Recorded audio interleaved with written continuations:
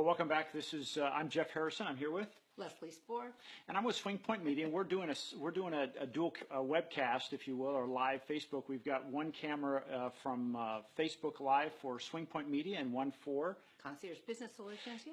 Yeah, and this is our second week of doing this, and we want to welcome you here. So we thought last second here, what is the name of the show, Leslie? We decided to call it X's and O's. Why? Because the tic-tac-toe's right here. But for your benefit, what do we say about X's and O's? It's the skill of winning the game of business. That's right, exactly. Right. Right. So Leslie, you know, the kind of the idea today is really how does a business owner here in the Coachella Valley and anybody else, quite frankly, listening, how can they start making more money? I mean, at the end of the day, a business is not a business unless it's making a profit. And right. If it's not making a profit, it's probably going to go out of business. Right. So give us kind of some of your top ideas of, hey, how do you make this business work? Well, the biggest thing is that people need to go out like I always say, make 3 days a week your time to go out and meet people and build relationships and let people know who you are. That's the number one thing. It's really easy when you first start a company, if you sit at home or you work at home, to stay at home. It's very safe and comfortable in your home office. And you don't want to really go out and put your face out there too much. Yeah. But you have to do that. That needs to be your primary priority the first couple of years, is going out to events and to just cold calls and to meeting people several times a week. Well, you know, with that, it's so easy. If you hear anybody who talks about they work at home, it's like, you know, it's so cool because my office is just 3 steps away from my bedroom, and sometimes I don't change clothes the entire day. How am I supposed to go out and get involved in that kind of stuff? I mean, are there avenues to get involved with those opportunities? Because it's like nobody's knocking on my door going, hey, Leslie, can you do business with me? How do I do that? Where do I start? Yeah, right? exactly. Where do I start? Well, the first thing I always tell everybody is to join the local Chamber of Commerce and find the one that suits your needs the best, because in most areas there are multiple chambers of commerce, but any chamber of commerce is always good. Okay. Okay. You have to understand what the purpose is, though, for the Chamber of Commerce. Their primary function is to be a voice for their community in the government, the state government, and making sure that the needs of the people in their area are met legally Okay. met, right? Okay. So a lot of people mistakenly think that when they join a Chamber of Commerce, it's automatically going to get them business, but that's really not the case. They will give you a place to put your brochures and to put your business cards and provide networking avenues, right? But their job as a chamber is not to get you business, and a lot of people mistake that. That really is a misunderstanding, isn't it? Yes. Yeah, real common misunderstanding. However, if you participate in the chamber and you go to the networking events and you meet other people, that does give you an opportunity to build your business, build your brand, and you never know who you meet might connect you to somebody else. It might not be the person right there, but definitely they can get you to somebody later down the road that will bring in some money and make your cash register ring. There you go. So when you're talking about the chamber, it's really an opportunity to build your brand? Correct. Build your brand and let the locals, all the local people in your other business people know who you are, what you sell, whether it's a service or a product, doesn't make any difference. At least they'll know who you are. Okay. Right? Now, the key, though, to doing that is not only attending these events, but participating. I can't tell you how many people I see go maybe with somebody from their company or somebody from the store they work at or whatever to supposedly to network and promote their company. But what ends up happening is they stay together. They don't split up. They don't have a plan. They don't think how they're going to utilize that event to their best strengths, right? And so you really do need to go with a plan. My personal plan is to get 3 contacts. If I get 3 contacts, then I can just have fun and visit with people and enjoy myself. So could you do me a favor, and you know, that's the way it's going to be. I'm going to interrupt you because I've got questions. But when you talk about, you know, you want 3 prospects. I mean, your prospects probably feel different than mine. Like when you go and you're in these networking groups and you say 3 prospects, you're not just saying, hey, I collected 3 business cards today, so there we go. No. So you might have to go through 10 to get those 3 or more, right? Correct. You need to talk to a lot of people to get 3 opportunities that are legitimate opportunities for your particular business. It doesn't matter, like I said, whether you're selling a product or you're doing a service. It only matters that what you're looking for an opportunity. Okay. right? Either, in my case, somebody that's interested in putting in our services, or it's a busy professional who needs help, or something that I see it, there's an opportunity where we can help them. Okay. Right? If you meet somebody who, you have some kind of widget that solves a problem, and you meet somebody with that problem, then obviously that's an opportunity for you, right? All right. So the key then at networking, and I guess we're going to talk about some networking for chambers, is to build a relationship with people. And you can do that as simply as asking about the other person, right? Too many times I've walked into a chamber event or any networking event, and somebody will walk up and thrust a business card or a flyer into my hand, and that's an immediate turnoff to me as a business owner. I want you to talk to me and ask about my business and ask about things. So I always go up and talk to people and say, what do you do? Have you been here before? How long have you been a member? Try to get to learn a little bit about them. If they ask about me at that time, fine. If they don't, I figure the next time we meet, they'll ask. So I don't push my business or service on anybody in those networking events, because it's all about relationship building. Okay. Right? So this is kind of like a first date. You're just... Right. When you're first going out there, you just kind of want to get to know people. You want them to ask for your business card.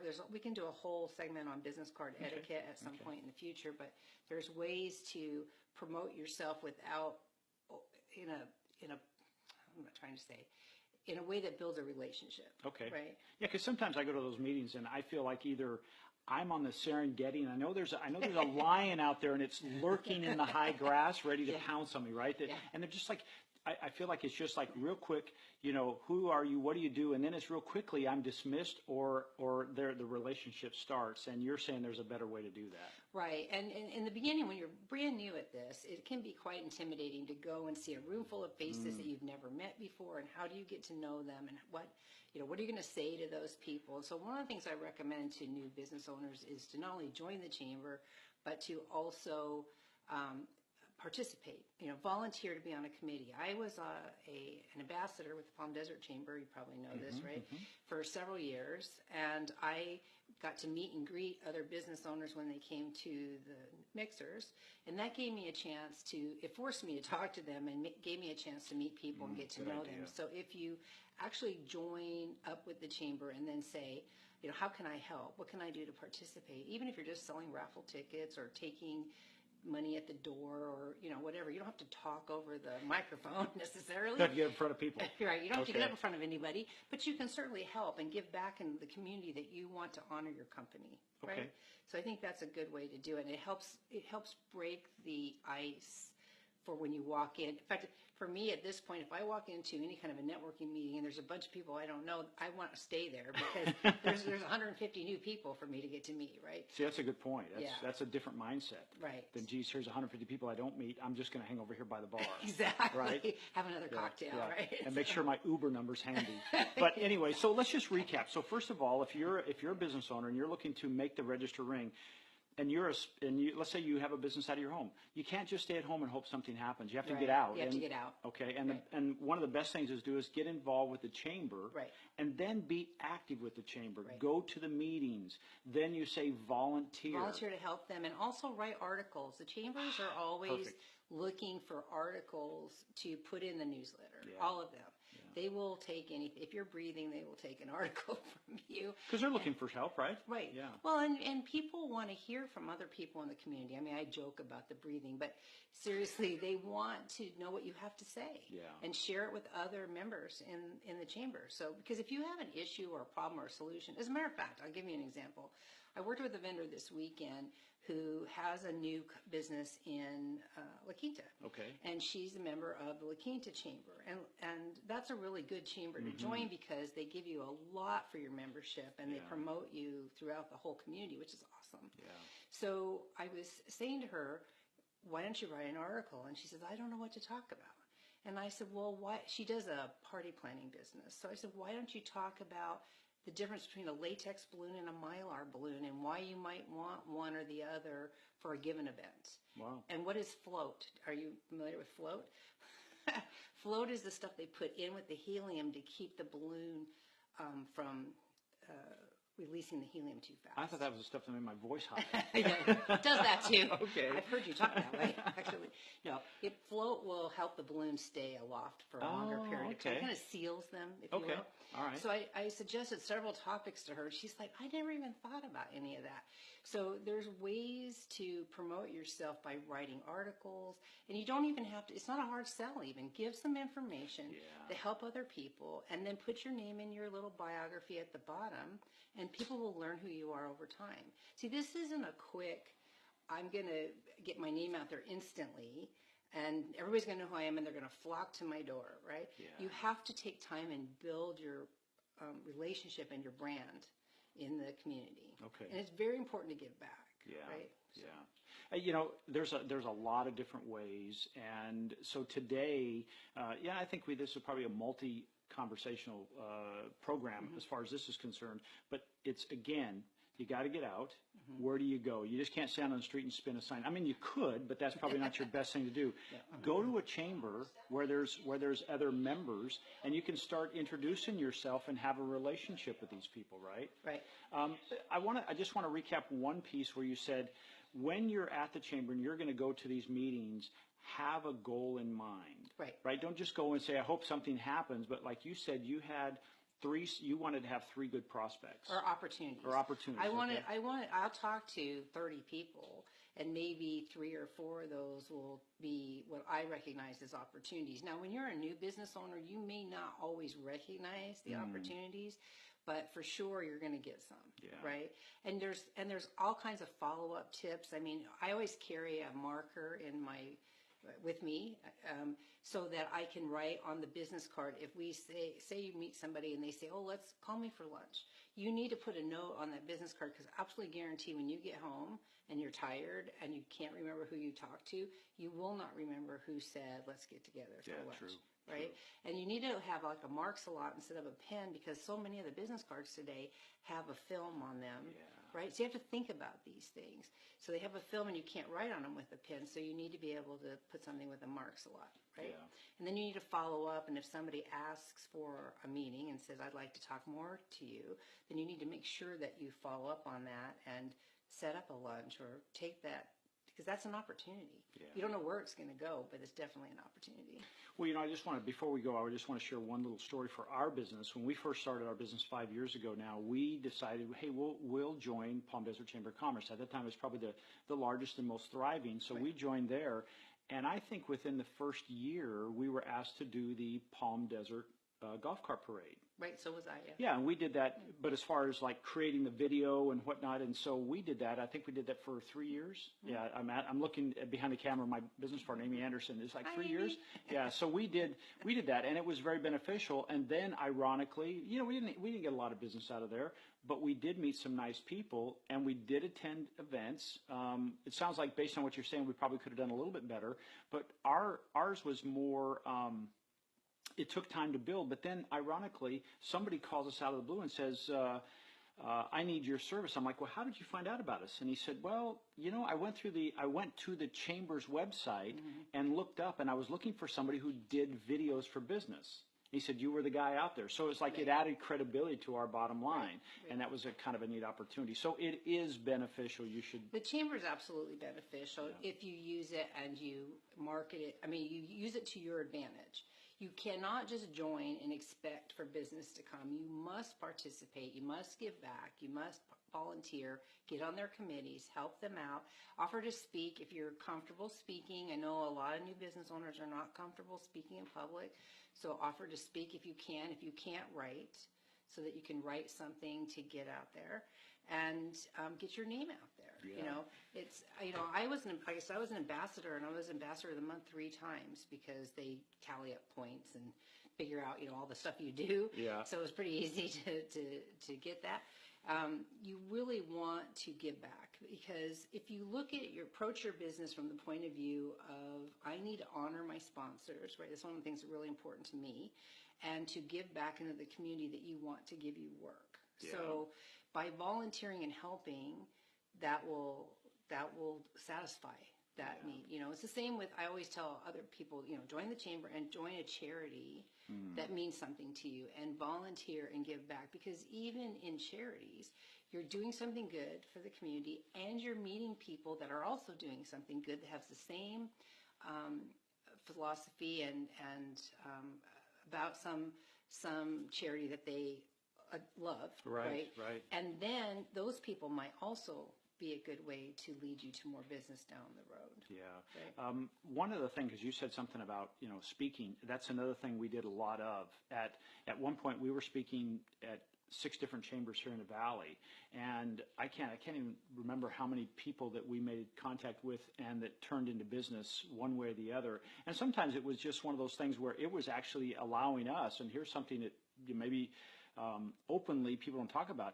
When you're writing or you're volunteering or you're speaking publicly, you're sharpening your edge. Right. And that helped us a lot. That's funny that you say that, because that's what I tell people who are afraid to go speak or do cold calls. You want the rejection, right? People say, I don't want to be rejected. It's a human nature not to feel rejected and take everything personally, but you have to separate and compartmentalize you personally from you, the business person, right? First of all. Second of all, you want the rejection, because I guarantee every single time you get rejected, somebody says no to you, on the way home from there, you're thinking, oh, I should have said, right? And then you learn how to answer the objection. That's the only way to learn how to answer the objection, is to experience the rejection, and then you can combat it the next time. And so you'll get really good at it. You can get to the point where you can turn a no into a yes pretty easily if you know how to answer those objections. But if you don't go out and talk to people and nobody ever says no, how do you learn that? That's right. Well, Leslie, I think this has been very, very valuable. I want to thank you for doing this. And so we've given you some X's and O's to work with today. You know, how to take advantage of building a winning game for your business. And it's not that difficult. And actually, this idea is beyond becoming a member of the chamber. Is basically free, is it not? I mean, you're only investing your time to become a member of the chamber. Well, you have to pay to join the chamber. No, I'm saying the only investment in this type of thing to make your register ring is becoming a member of the chamber. Right. Beyond that, it's showing up, building those relationships. Volunteering doesn't cost you any money. Writing. Yeah, writing those articles. Offering to speak at things. Yeah. If you're comfortable speaking. All that kind of stuff. So. Take that first step. And now next week, I know we're going to continue down this road. So you gave us one idea today. Well, actually, you kind of sprinkled that second one. Some X's and O's around. Well, you said, okay, be a member of the chamber, and then also volunteer for a charity. And I'm curious, so I want to dovetail into that next week and say, how can we use the charity from a standpoint that it helps benefit us longer term? And again, we're going to stay on that road. Is how is this information as a small business owner going to help you be more successful? Because let's face it, if you're more successful in our community, it all goes around. Well, and we say every time, we said last week, and I'm going to say it again this week, and you'll probably hear me say this often, is that small business owners, new businesses, do not know what they do not know. They do not know. Yeah. So they don't even know the right questions to ask. And they need somebody that they can come to who's got some experience under their belt that can say, this is a good way to go. And it could vary depending on the company and the type of business it is, but joining a chamber or working at a charity is the same for everybody. That's the same. Yeah. Well, not to let this is a what does it call it? A selfish plug for you. Because here's the thing, what you just said right there, you don't even know what you don't know. Right. And instead of stepping in that pothole that you think's only an inch deep and it goes up to your hip and you can't get out, the best thing for you to do is accelerate that process and hire a business coach, because you do some of that, don't you? I do a lot of that, actually, all across the country. We don't have a lot of clients locally because locally people know me as our lifestyle management company. They don't know that I also do all this consulting and market software and webinars and all that stuff. So across the country, I have lots of clients who we help. And that's one of the things that's very important, is that you need somebody to talk to that's objective, that has experience, that can help you. Yeah. And certainly I would love to do that. So how does someone get a hold of you for that? What's the best way? So you can go to, well, you can call me. Give me your top 10. My No, top 10. Just kidding. We have so many avenues to get all of them. The number one thing is you can call me. My number is 760-898-9604, or you can go to my website, conciergebusinesssolutions.com, and I say it every time. There's 3 S's in a row right there, so make sure you get business and solutions all spelled out. That's .com also. You can reach me through either way of that. So. Okay. How about, obviously they can follow you on Facebook. Oh, please follow me on Facebook if you're not already doing so, yeah.